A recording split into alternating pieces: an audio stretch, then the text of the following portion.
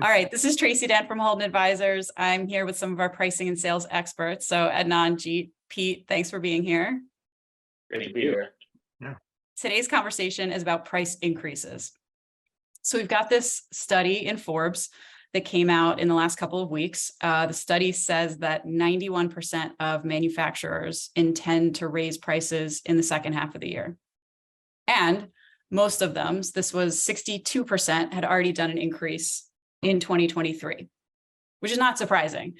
But I think we have seen these get fumbled often in one way or another. So I thought it'd be good to talk about that a little bit and talk about the price setting process and then price getting or activation of the sales team and how to kind of get all these things in motion in the best way. So I think our starting point should be where you have seen this go badly, like just examples of things you've seen go wrong. There's a lot of different ways that this can go. So let's start there. Yeah. So I'll start with an example. We were talking to a client a while back, it's a long time ago, and we were saying how price increases are best served when you follow it with some type of a product change or some type of a functionality introduction or something like that. And so they said, oh yeah, we did that. We did a price increase while we outsourced our product support group overseas. And they didn't account for the fact that they had a very sort of mature customer base that were quite conservative. So they felt like you're giving a price increase while taking value away from them and moving jobs outside of America. And they had a very visceral negative reaction to the whole thing. And they ended up rolling back everything within a year.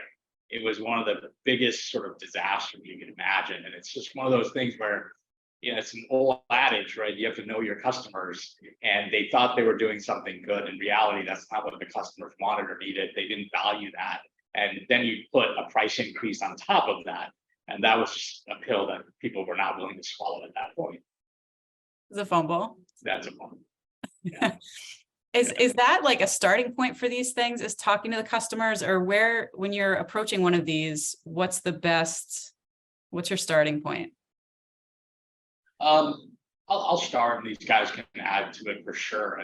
I think for us, what we recommend for our clients is you have to know where you're valued, right? Where are you valued, and where are you sharing that differential value with your customers? If you can understand that, that's your pricing zones, right? Where you have your differentiation. And you should always think about sharing that differentiation, that value with your customers. So if you have your price point too far up in that zone, then it doesn't leave you much room for price increases. But if you're down below, then you can go get that price increase. So the conversation for us always starts with understanding that value, that differential value. That's the first step. And when I think about that differential value in the scenario you described, when we talk to clients, we often do find that there is an opportunity to go in and modify price that is more reflective of differential value, resulting in an increase. But the thing that I think every business has to be incredibly conscious of is how they go about communicating and rolling out that price increase to their customer base. Because the reality is no different than us going to the grocery store. When you see a carton of eggs for $4 and it went up to $5, you go in there and you're saying, I'm paying more for the exact same thing. Why is that? And the customers want to see some sort of a justification for that. In the case you described, it's that double-edged sword where not only are they paying more, but there is the removal of value, making it even more of a difficult message to get there. So could it have worked? Perhaps, but in order for that to have any chance, there had to be some drastic differential value there that they were not capturing in order to retain their base. So if I had to guess without knowing some of the details, that simply wasn't there. And customers, I think a big part of it was their customer base felt slighted as a result of that. So in order to kind of break that reference price that customers are so used to, a lot of thought and care has to go in that, and gathering customer input, understanding their needs, acting in a predictable way. Those are all things that we encourage our client base to consider.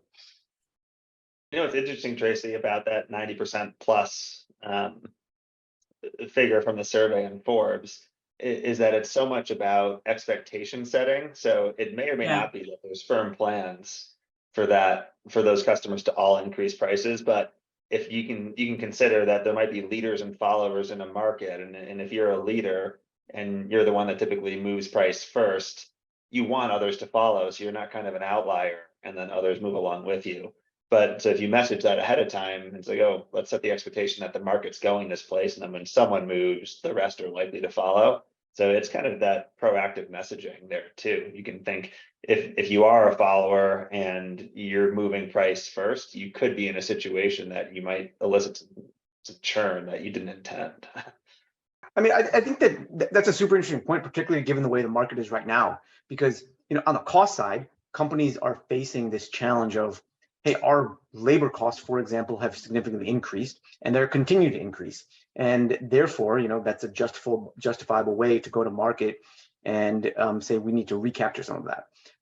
But what we advise is your labor costs may have increased, but the justification for any price change has to be your value. So just because, let's just say your labor costs increased 10% one quarter and then 20% another quarter, that's not going to be the greatest way to go to market and say my price changes are going to be reflective of that. What you should be doing is thinking through what your differential value is, and then what portion of that value is fair for your customer and fair for yourself, and then have predictable price increases that reflect that. Whether that's going to your customers and say, okay, we do anticipate our prices changing over time, and it's going to be an annual increase in this range, so they can start to internalize it. They can start to think through that. They can start to think through what it means for their business. And I think for the person that is rolling out that price increases, that's an opportunity earlier on to have that value conversation. Because if you're getting to that 11th hour where it's a month, 2 months before the price change and you're talking value, that message is not going to resonate. The only thing they're going to want to talk about is price at that point. Yeah, and what we typically see happening is, you'll have a pricing team or a finance team that says, hey, labor costs are going up, and we need to pass some of these costs over to our customers. Let's start talking about an increase in price, and they'll say, hey, let's do a 30% increase in price as an example. And then what happens, and Pete can probably talk about this better than some of us here, is your sales organization starts arguing and negotiating internally with the pricing group or the accounting group or the finance group, whatever it might be. And you go into this battle when you have to go get 30%, you negotiate down because customers will leave, and you're down to a 10% increase. Then the sales team goes out to get the 10%, and they only realize 5% of the 10%. Now you're supposed to get 30, but you've actually gotten 5. So that forces you to do another price increase like 3 months later, 4 months later, because your costs are really going up. So it creates this bad cycle. And we know from a customer behavior perspective, customers, if they get pinged by price increases multiple times in a short period of time, and markets are different, products are different, if they get pinged more than 3 times, their sensitivity goes up exponentially. So that fourth increase in 3 months or 4 months or 6 months, whatever that number is, they start looking for alternatives. And it's all because you started negotiating with your sales guys, besides like having a one true front that goes out to your customers to talk about the increases you actually need at a regular cadence through the year. Yeah, 100%. And you think about in a commodities-based business where pricing might be driven by index changes, there's a culture there where on the day, the week, the month, whatever it is, where that index price changes, the commodity price changes as well. And so there's more of an acceptance of frequent price changes there. But the double-edged sword there is that in this environment where costs are increasing, great, that keeps you whole. But now we're coming in a place where inflation's actually decreasing back towards more traditional levels. And then you're going to see some commodities and prices actually decrease. And so now what are you going to do? You have to go to your customer and say, yeah, we're going to offer you a price decrease. So I think there's actually now an opportunity where rather than relying on the rationale for change being so cost aligned, that we need to think of value alignment to say, hey, we're actually investing to deliver new features and new capabilities that justify increases at the right cadence. And absolutely, you don't want to do it every month. I think that's probably an issue for most folks. And you just think about it in your own life. You know, the Netflix increases their price. It feels like maybe about every year, 16 months, like you're not totally sure. And I gave this example before of think about your, nonprofit or university fundraising. You get your December ask end of year, and then it's June and you get a second letter and you're kind of recalling, hey, did I already donate this year? Not sure. And you kind of might do it again. And that's very deliberate on their behalf. But the same thing applies with price increases. You want to do it in an interval that doesn't feel like you're hitting the customer multiple times for a product that hasn't truly changed significantly alongside it. Maybe another way. Okay, so wait, let me do it this way. So red flag. Okay, this is like red flag, 3 or 4 increases within a couple months. Green flag segmentation. Like maybe we go down that route for a little bit. Yeah. It's not the right increase, not the same increase to all customers, that's for sure. Right. That message has landed with me. So we're like across the board increases, red flag. So in terms of segmentation for a price increase, how do you think about that? Yeah, for me, it's you've got the clusters of customers that value your product more versus less, and their relative sensitivity as well, right?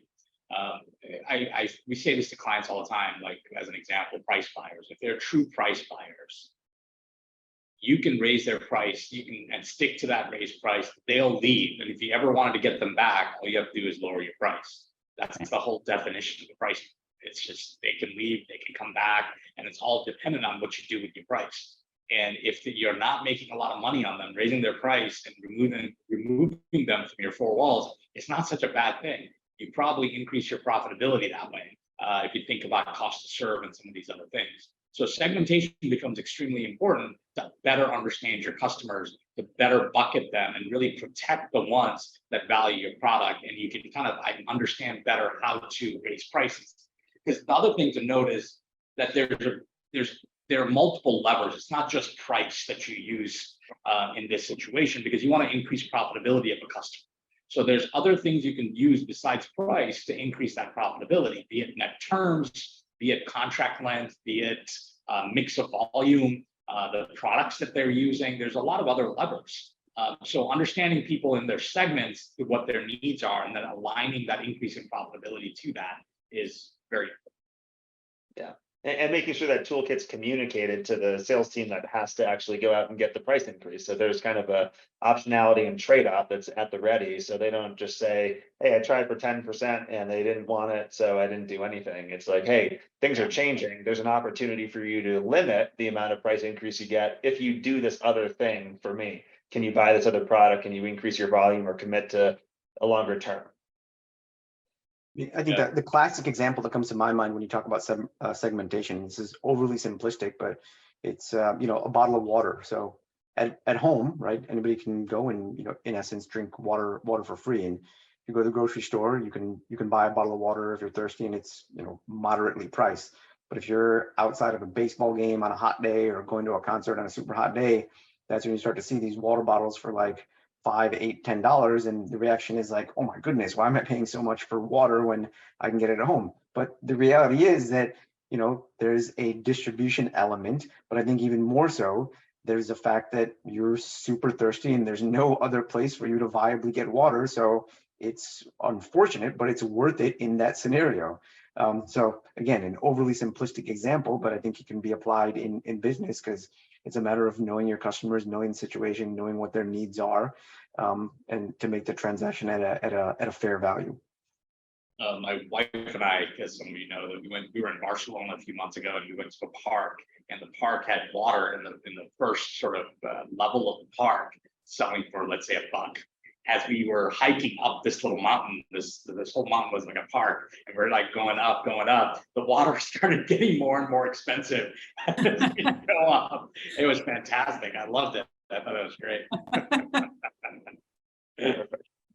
I guess it's also, all right, so you've got the segmentation, there's the price setting, and then once you move into setting up the sales team and kind of working with the sales team to be able to implement the price change, How do you think about that part of things? How do you make sure that they're really set up to execute effectively? Yeah, well, I think It's the Pete first thing special. yeah, typically you're going to hear the snowflake argument about, hey, we don't want to increase price on this customer because we just renewed with them, or we just sold them this other product, or there's a strategic opportunity that's just around the corner, and I don't want to upset the apple cart before we close this next huge deal. So I think there's a balance there where you can always justify in some way why you shouldn't do a price increase if you're going to only negotiate internally before you ever try anything with an actual customer. So I think it's important to kind of, to your segmentation question earlier, figure out, A, where is the value higher or lower within your customer base? And what are the key churn levers or the risk levers that we have here? Like if there's a renewal coming up tomorrow, yes, maybe that on one hand, you might elicit some action before there's a big decision point.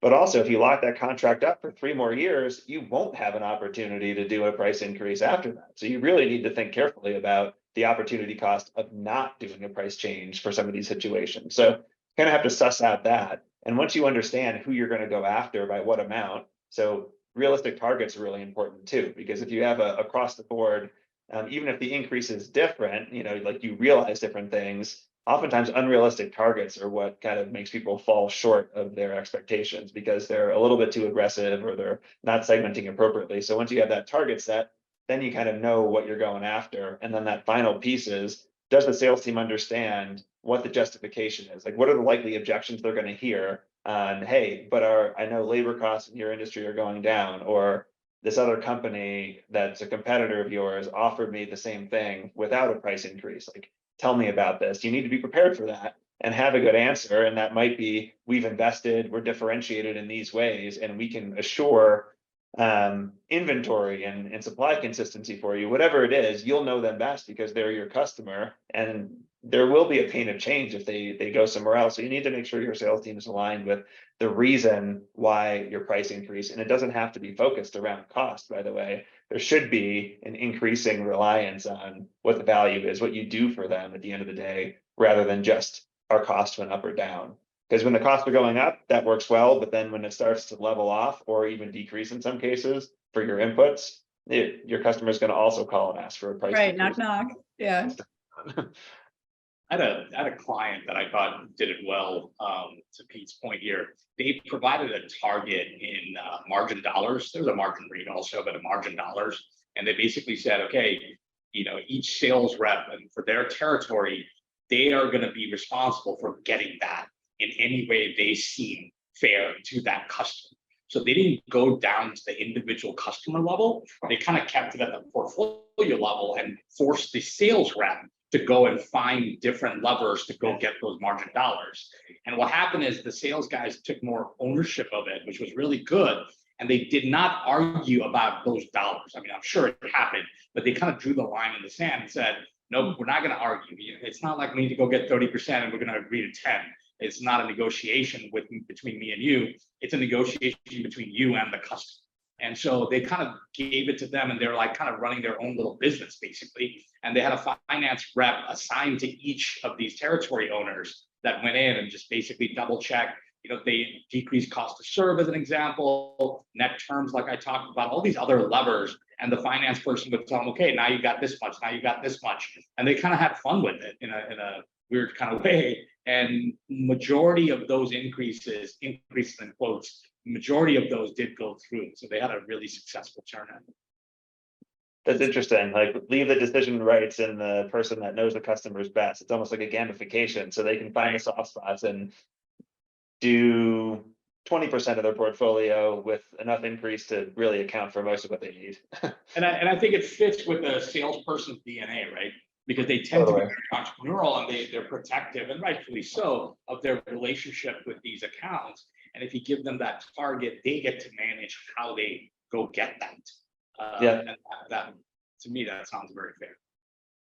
Yeah, I think this kind of harkens back to some of the how the conversation first started, meaning like, when we start to think about price changes and how to go about that process. And Tracy asked the question, where does it start? And it often, I think it almost always starts with knowing the customer, knowing the value. What we often see from an execution perspective is that there is more oftentimes than not value being left on the table over the course of negotiations. So it's a matter of figuring out step one, what is that delta that you should be getting from a price perspective. And then that second piece, and this is where we often see the most friction and the most uphill battle within organizations, is how do you start to move an organization? How do you implement the right change to be able to execute on that in a way that's scalable, that's repeatable, that's predictable, that's going to resonate with your customer base?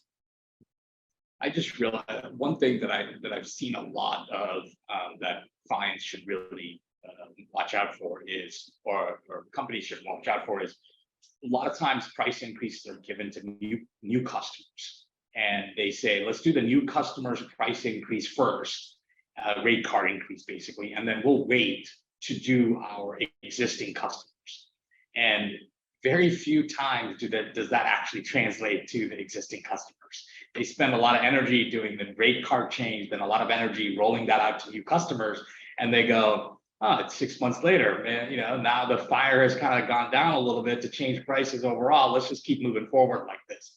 And people kind of lose sight of it if you do it that way. So there's nothing wrong in doing it that way. It's just make sure that if you have this objective to, because your costs are going up, you need to make these price changes, the quicker the better. The Band-Aid approach is the right way to do this. It's not methodical, multiple increases over 18 months. It's like dying by 1,000 little cuts, and you don't want to do that. You want to go in, justify it the right way, honestly, transparently, and move forward fast.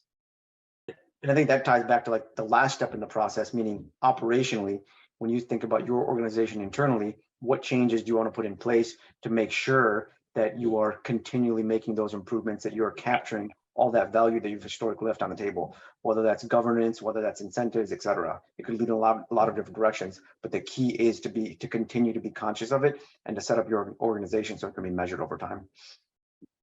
I guess that's like part of the dilemma too, right? When you do a price increase, I guess in a lot of cases, it's like a short term, like we know the cost went up, therefore we have to do this kind of thing. So I would imagine as part of this, you've got to find a way to stay kind of anchored in the long-term value and how to keep that bigger picture kind of in the periphery or in the foreground, however you can, so that it's not just like, let's do this one thing and then we'll like reassess and figure out what. Yeah, I think we've seen it in like distribution or manufacturing before, is there's something that causes the cost to go up. So you tell your customers, hey, my cost has gone up, I'm going to introduce a fee because of this cost going up. Well, we know that cost goes down again in some periods, and now it's all tied to that fee, and the customer starts complaining, going, you better take that fee off because that cost has gone down, we don't need that fee anymore. Now you're stuck. So you have to introduce that value conversation. I think Adnan or Pete, brought it up before. You have to bring that value conversation. You can have the cost increase be the reason you're doing something, but you justify it through that value component, knowing that there's enough differential value for you to make that increase happen, regardless of what started the need for that increase. Yeah. Nice. Okay. All right. Well, I think our next video is we're back on pricing in the news roundtable, which has been like, I don't know, 2 months or 3 months since we've done one. So that'll be our next thing. All and thanks for doing this. I appreciate it. Thank you. Talk soon. All right, guys. See ya.